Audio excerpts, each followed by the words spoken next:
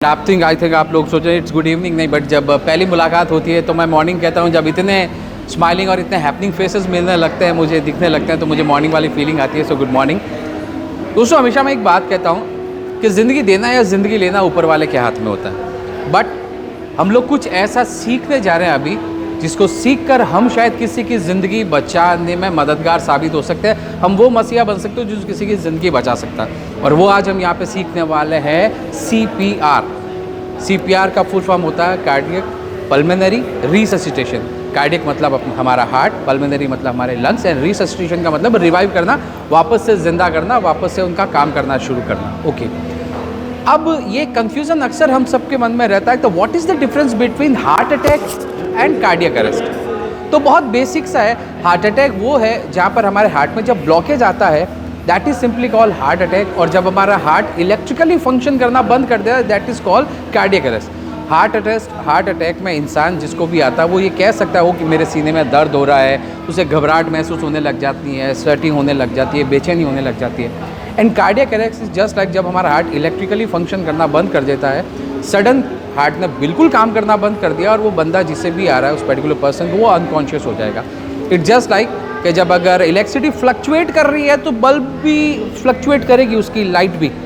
But जैसे electricity बंद हो जाती है, चली जाती है, जैसे बल्ब कैसे एकदम से काम करना बंद कर देता, वैसे ही कार्डियक अरेस्ट में हमारा हार्ट काम करना बंद कर देता है और हमारी बॉडी बिल्कुल काम करना बंद कर देता है। हम लोग एकदम अनकॉन्शियस होकर गिर जाएंगे। अक्सर आप लोगों ने सोशल मीडिया पे, न्यूज़पेपर भी ये सारी चीज़ें देखी होंगी कि जिम में एक्सरसाइज करते हुए, शादी में डांस करते हुए कोई बैठा हो, सडन एकदम से अनकॉन्शियस होकर गिरा, हॉस्पिटल लेके पता चला कार्डियक अरेस्ट था और हम उससे नहीं बचा पाए। तो ये बेसिक डिफरेंस है हार्ट अटैक में और कार्डियक अरेस्ट। कार्डियक अरेस्ट में हमें कुछ पता नहीं चलता, सडन हम बैठेंगे, अनकॉन्शियस होकर गिरेंगे, that is simply called cardiac arrest. अब कार्डियक अरेस्ट हमें के दरमियान हम कब कब CPR दे सकते हैं, CPR हम कब देते हैं? तो अगर मान लीजिए कोई पानी में डूब रहा है, उस डूबते हुए इंसान को बचाते हैं, उस पर्टिकुलर टाइम में भी उसका हार्ट काम करना बंद कर देता है, तब हम CPR दे सकते हैं। किसी को इलेक्ट्रिक शॉक लगा, उस इलेक्ट्रिक शॉक के दरमियान भी अगर हार्ट काम करना बंद कर देता है, तब भी हम उसे CPR देते हैं।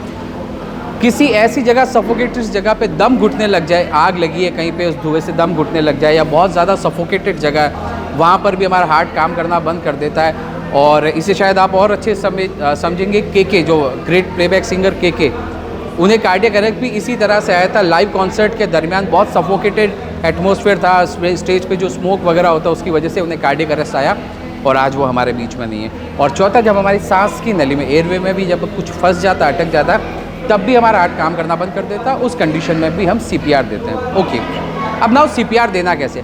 अगर हमारे आसपास कभी भी कोई ऐसा इंसान है जो अनकॉन्शियस होकर गिर गया, एकदम से अनकॉन्शियसनेस आ गई है, तब हमें क्या करना? सबसे पहले तो उन्हें किसी सेफ जगह पे लेके आना।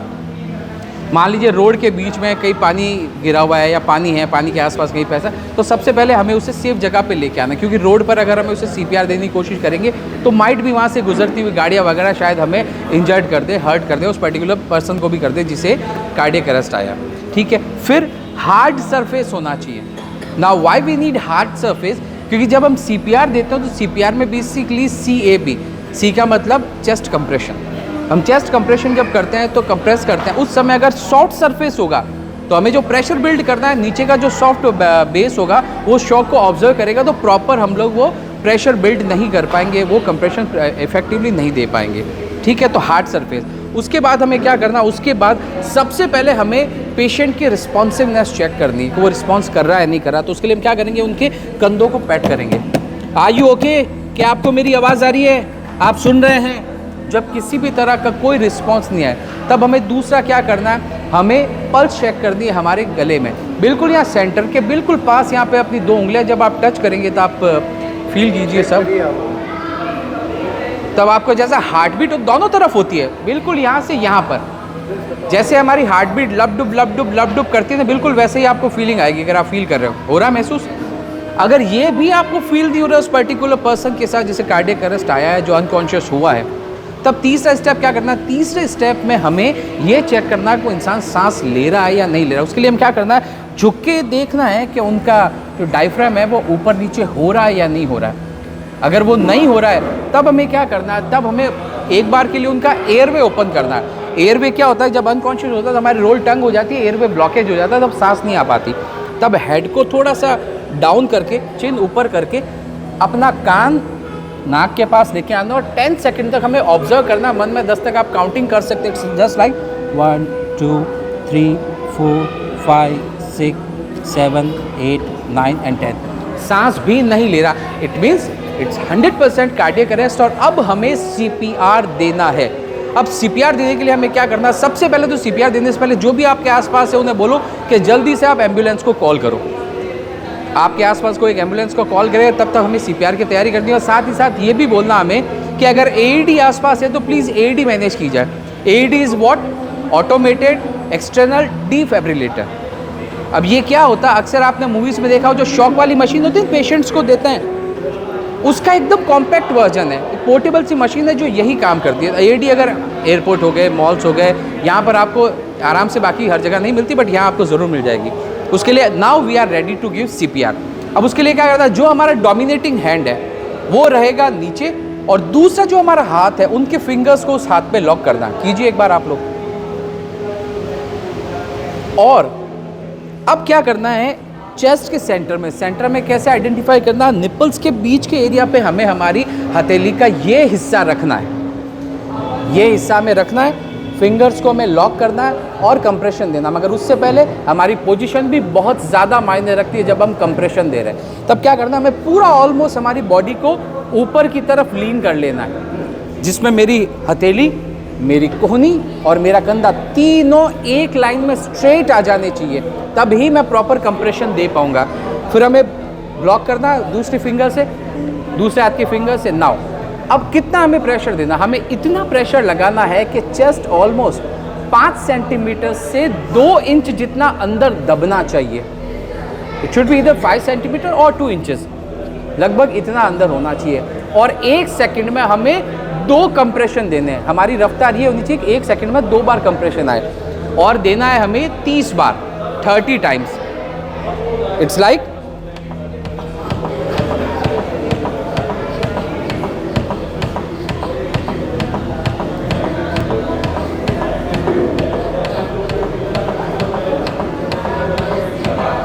तीस बार हमने दिया।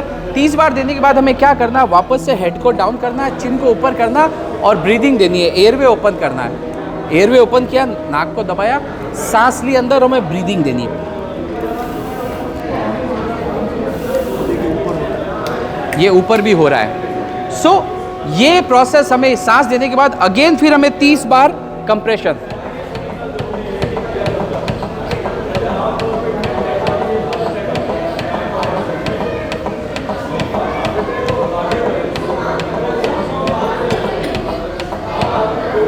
तीस 30:2 का रेशियो चलेगा। कितनी देर तक हमें देना, हमें ये 5 मिनट तक कंटिन्यूटी में करते रहना है, 5 मिनट तक। 30-2 30-2 30-2। देखिए दोस्तों, ये थोड़ा सा थका देने वाला प्रोसेस होता है, इसलिए हमें करना क्या है, जब हम CPR दे रहे हैं तब हमें कोशिश करनी है कि हमारे आसपास अगर कोई ऐसा इंसान, उसे बुला लेना जिसे भी CPR देना आता है, क्योंकि ये थका देने वाला प्रोसेस है और थोड़ा लंबा भी चल सकता है, आधे घंटे तक देना पड़ता है, या फिर जब तक मेडिकल हेल्प ना आ जाए, जब तक बंदा रिवाइव ना कर जाए, वापस कॉन्शियसनेस ना लौट आए उसकी, तब हमें ये करते रहना है। तब तक करना है जब तक या तो कॉन्शियसनेस ना लौट आए या फिर मेडिकल हेल्प ना आ जाए। अब इसमें एक चीज़ और, ये CPR हम क्यों दे रहे हैं, इसे थोड़ा सा हम समझ लेते हैं। CPR हम इसलिए दे रहे हैं कि बेसिकली जब हमारी, इसको बहुत आसान एग्जाम्पल से समझे, जब हमारी गाड़ी इग्निशन नहीं लेती है तब अक्सर हम पता है क्या करते हैं, गाड़ी को पुश करके धक्का देते हैं, स्टार्ट करने की कोशिश करते हैं, क्योंकि इसके इलेक्ट्रिक फंक्शन है, आई थिंक उसकी बैटरी ने काम करना बंद कर दिया। कार्डियक अरेस्ट में भी यही होता है, इलेक्ट्रिक फंक्शन हार्ट के बंद हो जाते हैं, तब हमें उसे आर्टिफिशियली पंप करना पड़ता है, क्योंकि हमारा हार्ट का बेसिक काम क्या है, ब्लड को पंप करना। कहाँ के लिए? ब्रेन के लिए। जब कार्डियक अरेस्ट आता है उस समय पर्टिकुलर टाइम पे जब हार्ट काम करना बंद कर देता है तो हमारे ब्रेन में इतना ब्लड होता है जो 3 मिनट तक हमारे ब्रेन को सर्वाइव करवा सके। मगर उसके बाद अगर ब्लड नहीं पहुंचा तो क्या होगा, 3 मिनट के बाद या तो हम वो पर्टिकुलर पर्सन कोमा में चला जाएगा या उसकी डेथ हो सकती है। इसलिए हम क्या कर रहे हैं, हम आर्टिफिशियली पंप कर रहे हैं और पंप करके हम ब्लड को उसके ब्रेन तक पहुंचा रहे हैं। तो कंटिन्यूटी में इस प्रोसेस को हमें दोहराते रहना है। और इस दरमियान एक चीज़ का और विशेष आपको ध्यान रखना है, वो ध्यान ये है कि जब हम CPR देते हैं तब अक्सर ये होता है कि जो रिब्स की हड्डियाँ होती है वो टूटती है, टूट सकती है, तो उससे हमें डरना घबराना बिल्कुल भी नहीं है। ये बिल्कुल नहीं डरना है कि भाई रिब्स की हड्डियाँ टूटती है क्या हो जाए, कुछ नहीं। हड्डियाँ टूटती है वो जुड़ जाएंगी, अगर हार्ट ने काम करना बंद कर दिया तो शायद फिर कुछ नहीं हो पाएगा। तो इस तरह से हम CPR देके किसी की ज़िंदगी बचा सकते हैं। तब तक हमें देना है जब तक मेडिकल हेल्प ना आ जाए या फिर बंदा की कॉन्शियसनेस वापस ना लौट पाए। So it's all about CPR।